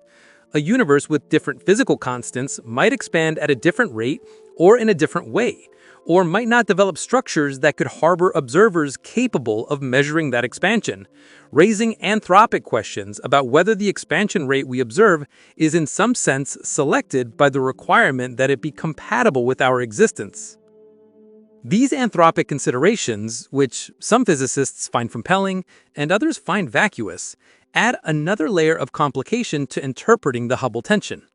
If there's a multiverse of different universe regions with different physical constants or laws, perhaps the Hubble constant we measure is anthropically selected to be in a range compatible with life rather than being fundamentally predictable from theory. This perspective might suggest that small discrepancies in measured values shouldn't be surprising, as different measurement techniques might be sampling slightly different effective values due to local variations that don't affect habitability significantly. However, such reasoning is notoriously difficult to make rigorous and hasn't been developed into a quantitative framework that makes testable predictions about the Hubble tension specifically. Most cosmologists remain skeptical that anthropic reasoning will resolve the tension, preferring to seek more conventional explanations in terms of measurable physics or identifiable systematic errors. The quantum mechanical foundations of cosmology also bear on the Hubble tension in subtle ways. The initial conditions for cosmic structure came from quantum fluctuations during inflation, translated into classical density perturbations by the expansion of the universe. The cosmic microwave background temperature pattern we observe is a single realization of a quantum process, one particular outcome drawn from a distribution of possibilities. And there's fundamental quantum uncertainty in what pattern would appear. However, this quantum uncertainty is far too small to account for the Hubble tension, as the region we observe encompasses millions of independent fluctuation modes whose statistical properties are well determined by the central limit theorem. Quantum mechanics also enters in the physics of recombination, as the formation of hydrogen atoms from protons and electrons is fundamentally a quantum process described by atomic physics. But this is standard quantum mechanics that we understand extremely well from laboratory experiments and atomic theory. Any quantum mechanical solution to the Hubble tension would need to involve more exotic possibilities like quantum gravity effects or fundamental modifications to quantum mechanics on cosmological scales, ideas that are highly speculative and lack supporting evidence. The possibility of spatial curvature in the universe adds another parameter to cosmological models that affects expansion measurements. General relativity allows space to be curved on the largest scales, either positively curved like the surface of a sphere, negatively curved like a saddle, or flat like a plane. The curvature affects how the universe expands and how we interpret distances from observations. Cosmic microwave background measurements constrain spatial curvature to be very close to zero, consistent with the flat universe as predicted by inflationary cosmology, but small amounts of curvature are still allowed within measurement uncertainties. Some researchers have noted that if the universe has slight positive curvature, it could affect the Planck-Hubble constant inference in ways that might partially resolve the tension. But this would require abandoning the prediction of flatness from inflation and would create tensions with other observations.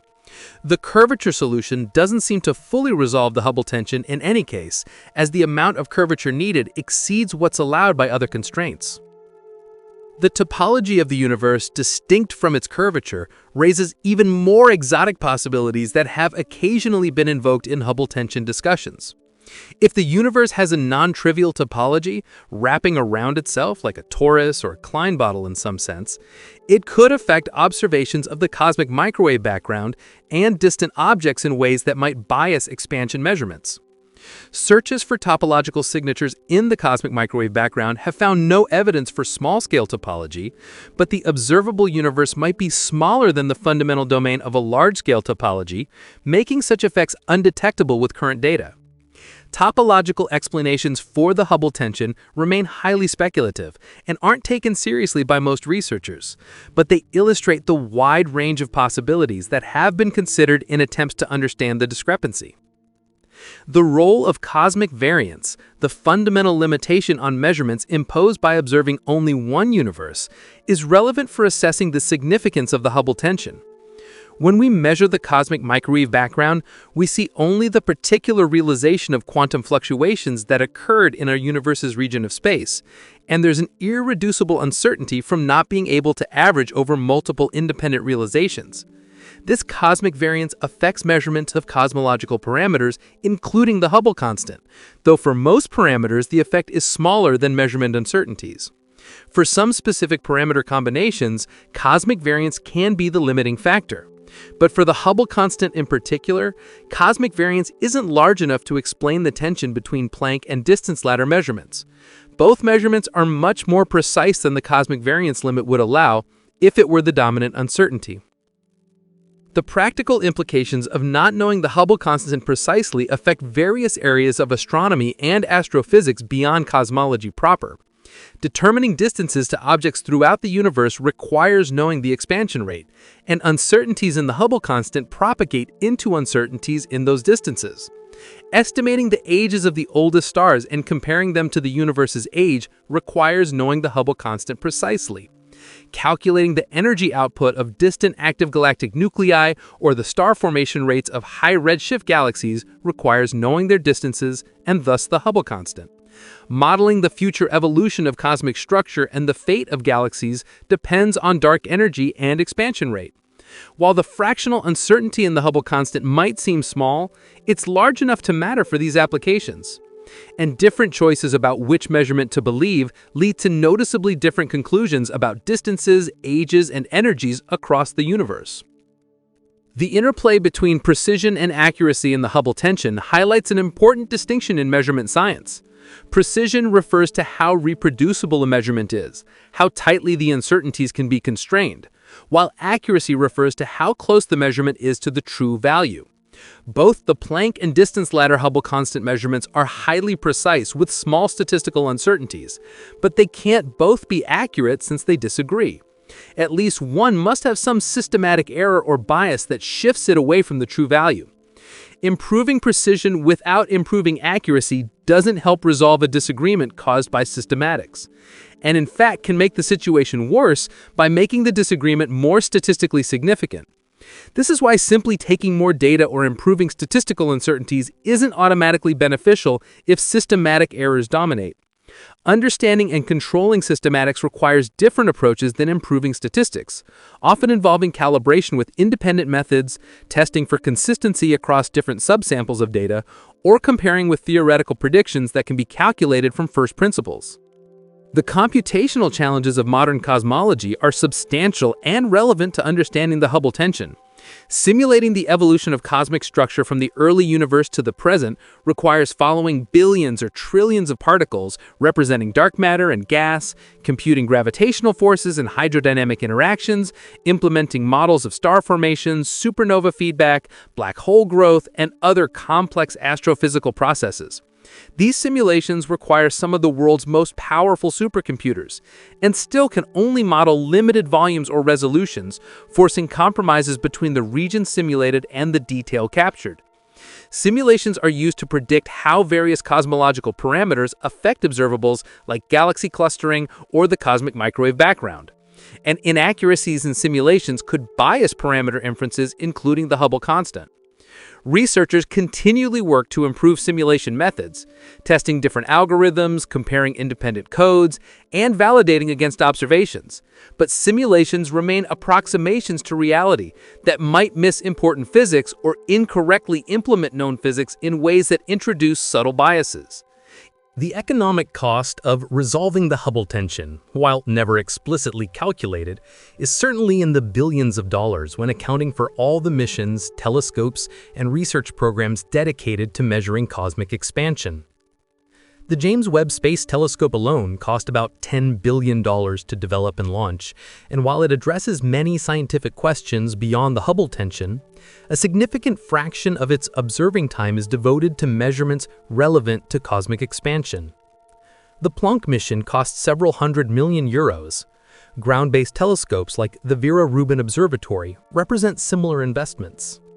Thousands of researchers around the world work on cosmology, their salaries and research support paid by government agencies, and representing an ongoing investment in understanding the universe.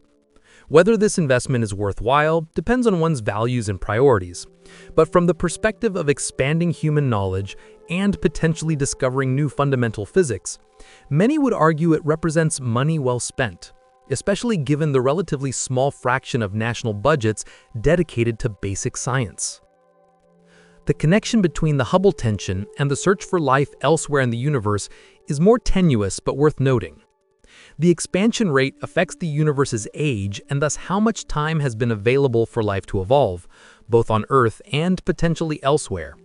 It affects the formation rate of stars and planets over cosmic history, and the distribution of heavy elements necessary for complex chemistry. A universe with a very different expansion rate might not allow enough time for complexity to develop, or might expand so slowly that it recollapsed before life could arise.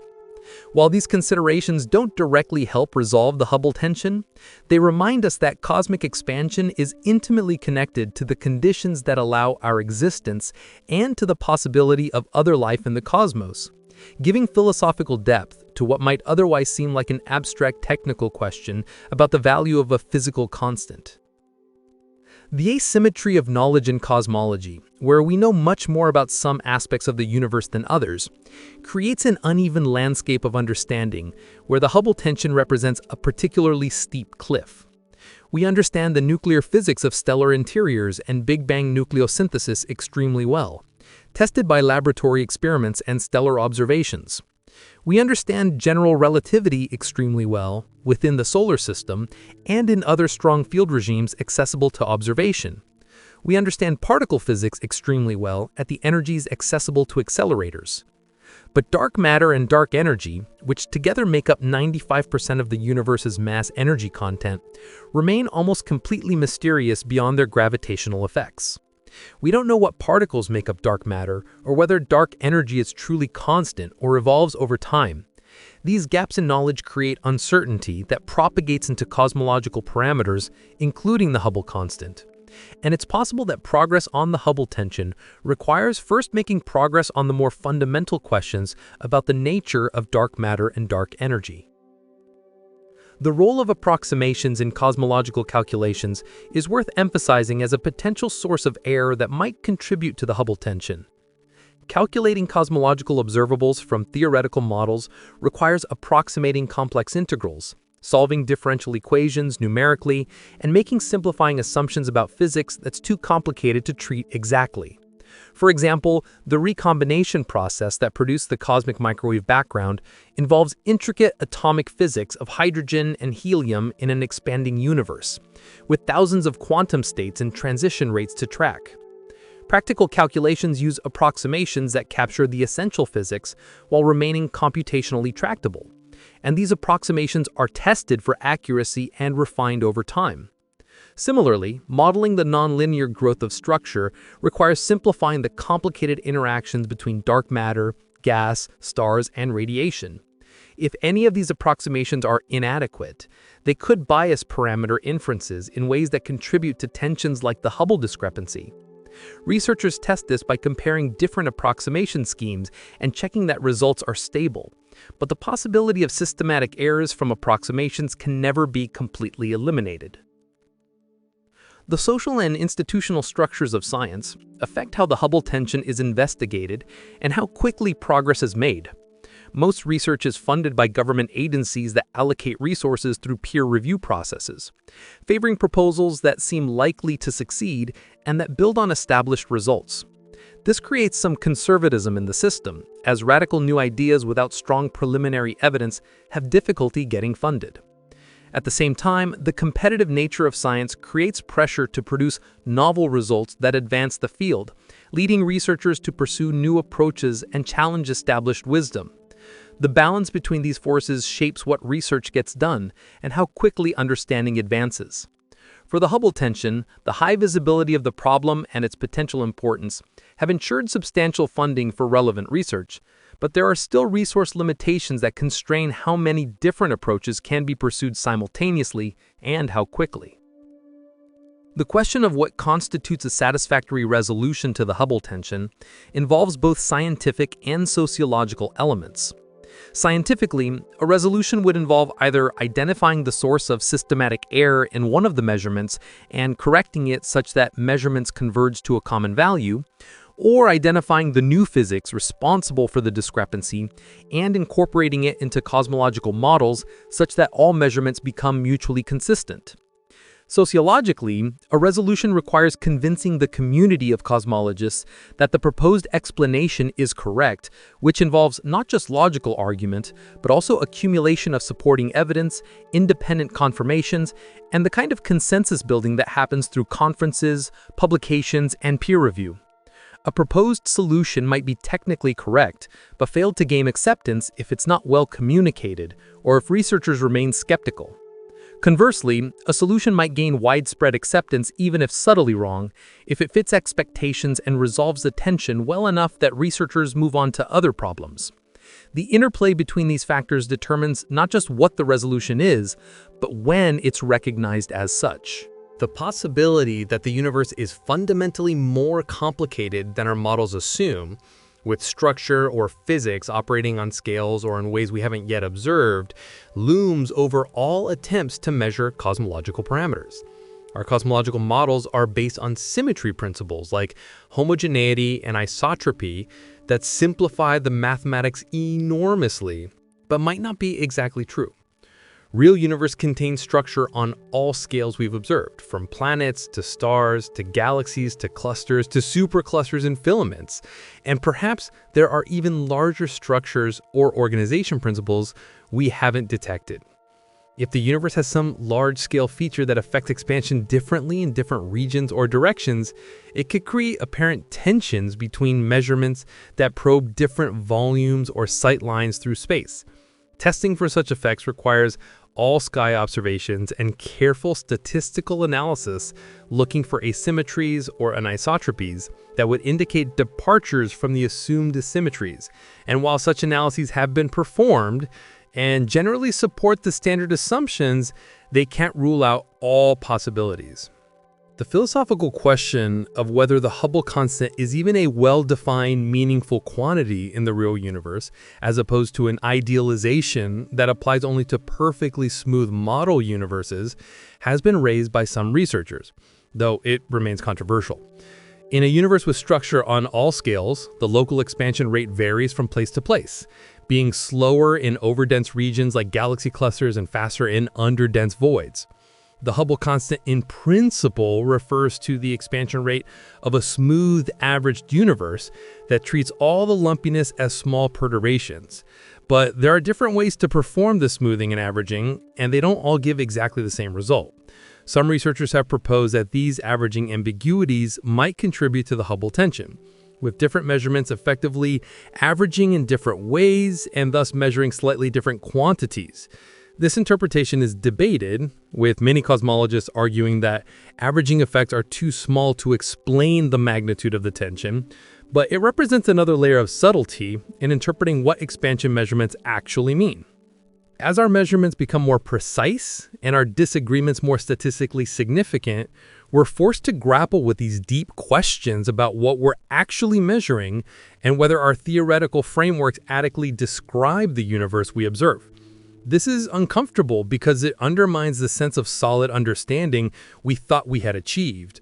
But it's also exciting because it suggests we're probing deeply enough to encounter real puzzles that might teach us something fundamental. Science advances not through the accumulation of confirmatory observations that match expectations, though those are important for validating theories, but through the confrontation with anomalies that don't fit, forcing revision of theories and expansion of understanding. The Hubble tension has all the hallmarks of such a productive anomaly, persisting despite scrutiny, appearing across multiple measurement techniques, and resisting easy explanation. The role of luck and timing in scientific discovery affects how the Hubble tension story will ultimately be resolved and remembered. If the right person happens to have the right insight at the right moment, or if a technological breakthrough enables a crucial measurement, the resolution might come quickly and dramatically. Alternatively, progress might accumulate gradually through many incremental improvements in data and theory with no single decisive moment, but rather a slow convergence of understanding. The history of science includes examples of both patterns, and which will apply to the Hubble tension remains to be seen. There's also the possibility of serendipitous discovery, where the resolution comes from an unexpected direction through observations or theories not originally aimed at the Hubble tension at all. Sometimes the most important breakthroughs come from looking at old problems from completely new angles that previous researchers hadn't considered.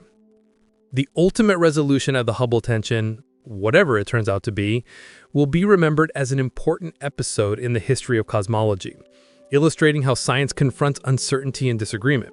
Future historians of science will look back at our current confusion with the benefit of hindsight, able to see which approaches were productive and which were dead ends, which researchers were on the right track and which were misled by their assumptions or data. For us living through it, without that hindsight, all we can do is pursue multiple approaches simultaneously, remain open to different possibilities, subject our measurements and theories to the most rigorous tests possible, and trust that the combination of careful observation, rigorous reasoning, and critical scrutiny will eventually lead to understanding. This process is messy and uncertain, and sometimes frustrating, but it's proven over centuries to be humanity's most effective method for learning about the natural world. And there's no reason to think it will fail us with the Hubble tension any more than it has with previous puzzles that seemed intractable at the time. The universe itself cares nothing for our confusion or our efforts to understand it, simply existing and evolving according to whatever physical laws actually govern it, indifferent to whether we ever figure out those laws or measure the expansion rate correctly. Galaxies continue to recede from us whether we measure that recession accurately or not. Dark energy continues to push space to expand faster whether we understand its nature or not. The ancient light of the cosmic microwave background continues to wash over Earth, carrying information about the early universe, whether we interpret that information correctly or not. In some sense, our entire cosmological enterprise is a human construction, an attempt to impose understanding and meaning on a universe that has no obligation to make sense to us or be comprehensible within our conceptual frameworks. That we've succeeded as well as we have in understanding the cosmos, measuring its age and composition and expansion rate to even approximate precision, is remarkable and perhaps surprising. That we still face fundamental questions and disagreements is humbling, but also reassuring, because it means there's still room for discovery, still opportunities to expand knowledge, still frontier left to explore in our ongoing effort to understand the universe that gave rise to us and that will long outlast us. This video is for educational or entertainment purposes only, and information provided in the video may be incorrect. If you enjoyed the video, consider subscribing to the channel and like the video.